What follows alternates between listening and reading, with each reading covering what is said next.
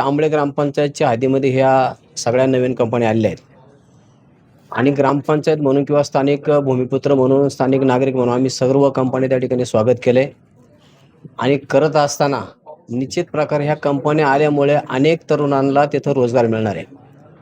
आणि ह्या खरं तर एक वर्षभराच्या कालखंडामध्ये सगळ्या कंपन्या उभ्या राहत असताना ठीक आहे की रणजित शेट्टी सांगितल्याप्रमाणे काही थोड्याफार बाबा बांधकामाच्या त्रुटी असतील, परंतु ज्या काय प्रशासकीय सगळ्या मान्यता आहेत त्या ठिकाणी त्या सर्व कंपन्यांनी घेतलेल्या आहेत आणि घेतल्यानंतर देखील आता काय हा उद्योग खऱ्या अर्थाने कंपन्याला अडवायचं, कंपन्याची कामं पाडायची, हा घाट का घातला जातोय याचंही मूळ कारण आम्हाला खऱ्या अर्थाने शोधावं लागेल. आणि मी भारतीय जनता पक्षाचा माझ्या वडिलांपासून जनसंघापासून आम्ही आमचं घराणं काम करत आहे. माननीय मुख्यमंत्री महोदय असतील, या देशाचे कणखर नेतृत्व प्रधानमंत्री मोदी साहेब असतील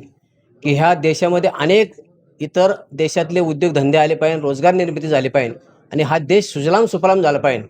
हे यांचं स्वप्न असताना अशा प्रकारचा जर उद्योग इथं बाहेरच्या कंपन्या येणाऱ्याच्या उद्योग व्यवसायामध्ये अडथळा आणून जर खऱ्या अर्थाने त्यांचं पाडण्याचं काम, त्याला त्रास देण्याचं काम होत असेल तर हे दुर्दैव आहे. त्याचा मी जाहीर ग्रामस्थ म्हणून निषेध करतो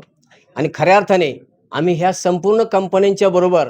त्या ठिकाणी आमची संपूर्ण ग्रामपंचायत असेल, सगळे नागरिक असेल, आम्ही ठामपणे त्यांच्या बरोबर आहोत. कुठल्या प्रकारचं कंपनीला कुठल्याही विटालाही हा मी त्या ठिकाणी हात लावून देणार नाही. राहिला प्रश्न प्रशासनाचा, पीएमआरडीने सुद्धा त्या ठिकाणी चौकशी करावी आणि जे अनियमित काम जे ज्यादा झाले ते नियमित करण्याचे सुद्धा अधिकार पीएमआरडीला आहेत. मग हा पाळण्याचा घाट का घातला हा माझा खऱ्या अर्थाने सवाल आहे आणि म्हणून त्या ज्या आलेल्या कंपन्या आमच्या ग्रामपंचायतीमध्ये निश्चित प्रकारे त्याला सहकार्य केले जाईल आणि रोजगारासाठी ज्या काय संधी उपलब्ध आहे त्याचं आम्ही निश्चितप्रमाणे स्वागत करू.